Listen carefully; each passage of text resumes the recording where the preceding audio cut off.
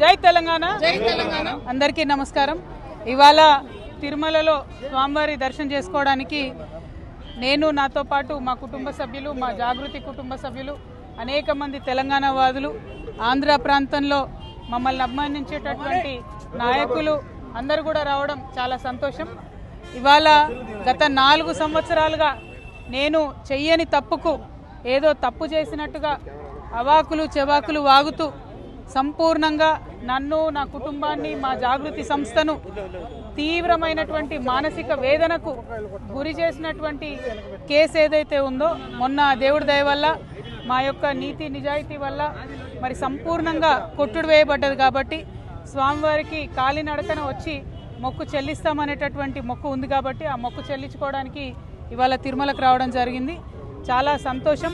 ఎప్పుడు తిరుమలకు వచ్చినా మంచి జరుగుతుంది. మొన్న కూడా నేను జైలు నుండి విడుదలయ్యాక 3 నెలల కింద వచ్చి వెళ్ళాను.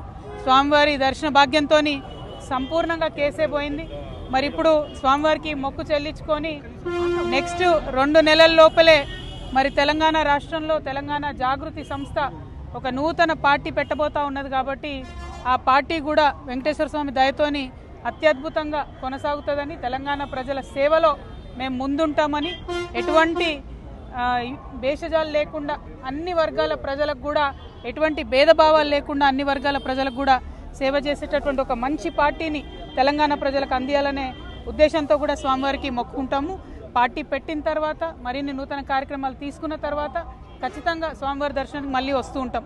అదేవిధంగా ముందు నుండి తెలంగాణ ఉద్యమానికి మద్దతుగా ఉన్నటువంటి ఆదినారాయణ గారు, పోల్తే ప్రతాప్ గారు, ఇట్లా అనేక మంది మిత్రులు మరి వాళ్ళ ఇక్కడికి వచ్చి జాగృతిలో చేరతామని చెప్పడం జరిగింది. మరి వారందరూ ఎప్పుడు జాగృతికి మద్దతుగా ఉన్నటువంటి వారే. ఇట్లా ఆంధ్ర ప్రాంతంలో కూడా అనేక మంది మద్దతుదారులు, మా తమ్ముడు కిషోర్ యాదవ్, వీళ్ళంతా కూడా ఇక్కడ వాళ్ళే. మరి వారందరి మద్దతుతో తెలంగాణ ప్రజలకు సేవ చేసే పార్టీ పెడతాం. తెలుగు ప్రజలందరూ కూడా బాగుండాలని అనునిత్యం కోరుకుంటాం. Thank you. జై తెలంగాణ.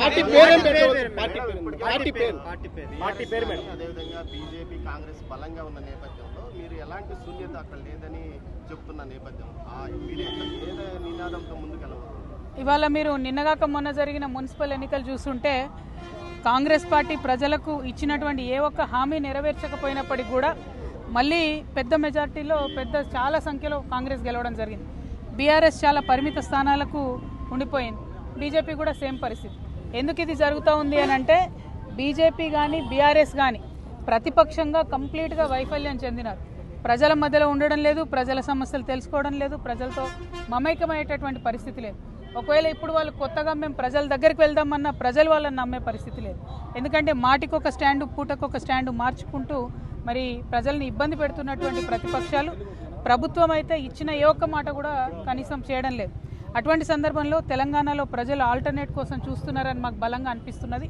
మొన్న కూడా మేము చాలా చివరి నిమిషంలో నిర్ణయం తీసుకున్నప్పటికి కూడా మేము ఆల్ ఇండియా ఫార్వర్డ్ బ్లాక్ పొత్తుతో వెళ్తే 40 స్థానాలు తెలంగాణ ప్రజలు మాకు దీవించి ఇవ్వడం జరిగింది. సరే, ఎన్నికలన్నాకు వస్తుంటాయి, పోతుంటాయి, రిజల్ట్స్ అటు ఇటు అవుతుంటాయి. కానీ ఒక పొలిటికల్ పార్టీ అంటే ఆ ప్రజల యొక్క మనోభావాలను, ఆ ప్రాంతం యొక్క అస్తిత్వాన్ని, ఆ ప్రాంత ప్రజల యొక్క హక్కులను రక్షించడమే ప్రధాన ధ్యేయంగా పనిచేస్తాం. ఎన్నికల ధ్యేయంగా పనిచేయడం కాదు, ప్రాంత పరిరక్షణ ధ్యేయంగా పనిచేస్తాం. బీఆర్ఎస్లో తెలంగాణ ఉద్యమకారులను విస్మరించడం జరిగింది, తెలంగాణ అమరవీరుల కుటుంబాలను విస్మరించడం జరిగింది, యూత్ని విస్మరించడం జరిగింది, మహిళలను విస్మరించడం జరిగింది. సో వాళ్ళందరినీ కూడా ముందుకు తీసుకొని, దగ్గరికి తీసుకొని వాళ్ళ ఎజెండానే మా ఎజెండాగా ముందుకు వెళ్తాం.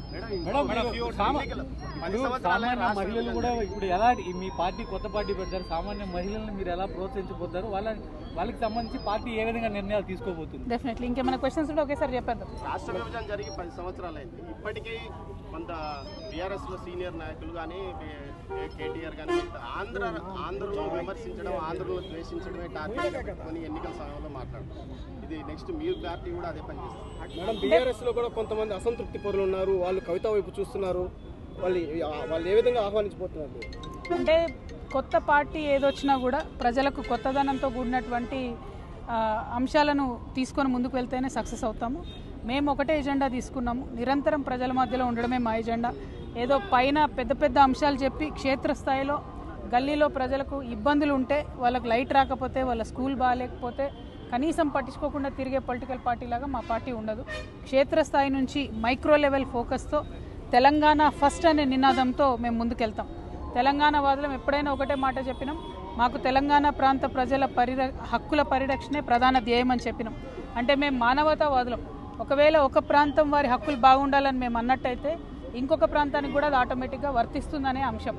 ఆంధ్ర ప్రజలంటే మాకు ఎప్పుడు కూడా ద్వేషం లేదు. ఆంధ్ర ఆధిపత్యం అంటే మేము ఖచ్చితంగా ద్వేషించినాం. ఆంధ్ర పొలిటికల్ లీడర్స్ యొక్క ఆధిపత్యాన్ని ద్వేషించినాం. అది ఎప్పుడు కూడా మేము ద్వేషిస్తూనే ఉంటాం. అదే పెత్తనం ఆధిపత్యం ఆంధ్ర ప్రజల మీద కూడా ఎవరు చేయకూడదు, తెలంగాణ ప్రజల మీద కూడా ఎవరు చేయకూడదు. 2 రాష్ట్రాలు విడిపోయినాయి. ఇప్పుడు రాజధాని కూడా కంప్లీట్గా విడిపోయింది. ఎవరి బాటన వాళ్ళు పోతున్నాం. అందరం మన అభివృద్ధి చూసుకోవాలి, రాష్ట్రంలో జరుగుతున్న విషయాలను చూసుకోవాలి. ఉదాహరణకి ఇక్కడ మొన్న లడ్డు కల్తీ అయిందనేటటువంటి విషయం డిస్కషన్కి వచ్చినప్పుడు ఆంధ్ర ప్రజలతో పాటు తెలంగాణ ప్రజల మనోభావాలు కూడా తీవ్రంగా దెబ్బతిన్నాయి. అది ఏమైందో ఏం లేదో మాకు కూడా తెలియదు. కానీ రేపు పొద్దునైనా సరే ఇక్కడుండే ప్రభుత్వం, ఇప్పుడున్నటువంటి ప్రభుత్వం కూడా బలంగా ఒక విశ్వసనీయత కల్పించాలి ప్రజల్లో. ఎటువంటి ఇబ్బంది లేకుండా బోర్డు నిర్ణయాలు తీసుకుంటుంది, చక్కగా ఉంటుంది. ఎందుకంటే దేశవ్యాప్తంగా కూడా వెంకటేశ్వర స్వామికి భక్తులు ఉంటారు.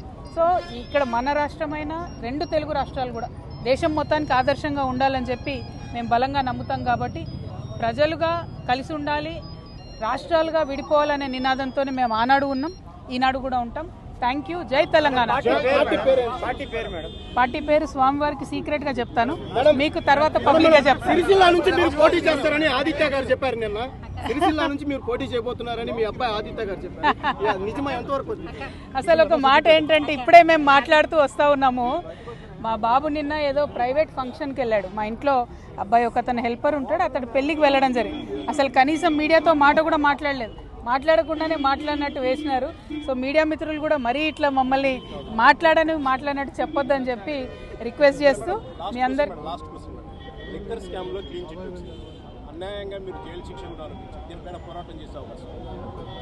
లీగల్గా ఏం చేయాలో మా లాయర్స్ చేస్తూ ఉంటారండి. నైతికంగా నేను ప్రజల మద్దతు ఆనాడు కోరాను, ఇవాళ కూడా కోరుతున్నాను. ఆనాడు కూడా ఒకటే మాట చెప్పాను, నేను కడిగిన ముత్యంలా బయటకు వస్తానని. ఇవాళ కూడా అదే చెప్తున్నాను. నేను నీతి పక్షాన ఉన్నాను, న్యాయం పక్షాన ఉన్నాను. ఖచ్చితంగా ఇట్లా ఉండే వాళ్లకు మంచి జరుగుతుంది, ప్రజల మద్దతు లభిస్తుందని నేను బలంగా నమ్ముతున్నా. అన్నిటికన్నా ముఖ్యంగా స్వామివారి దయ ఉంటుందని ఉండాలని కోరుకుంటున్నాను. హైడ్రా పైన మీ పోరాటం అంటే పేదలు పెద్దల మధ్య జరుగుతుందని చెప్పాను. ఇప్పుడు ఎక్కడైనా కూడా ఇదే లొల్లైతుంది. పెద్దోళ్ళని కాపాడుతున్నారు, పేదోళ్ళని కొట్టేస్తున్నారు. సో ఖచ్చితంగా మేము జాగృతి నుండి ఏదైతే పోరాటం నిన్న ప్రారంభించినామో అది కొనసాగిస్తాం. మేము ఎప్పుడైనా పేదల పక్షమే, పెద్దల పక్షం కాదు. జాగృతి కొనసాగుతుందా మేడం? మీరు పార్టీ పెట్టినా కూడా అన్నీ ఒకేసారి అనౌన్స్ చేస్తాం brother. Thank you so much. జై తెలంగాణ. నేషనల్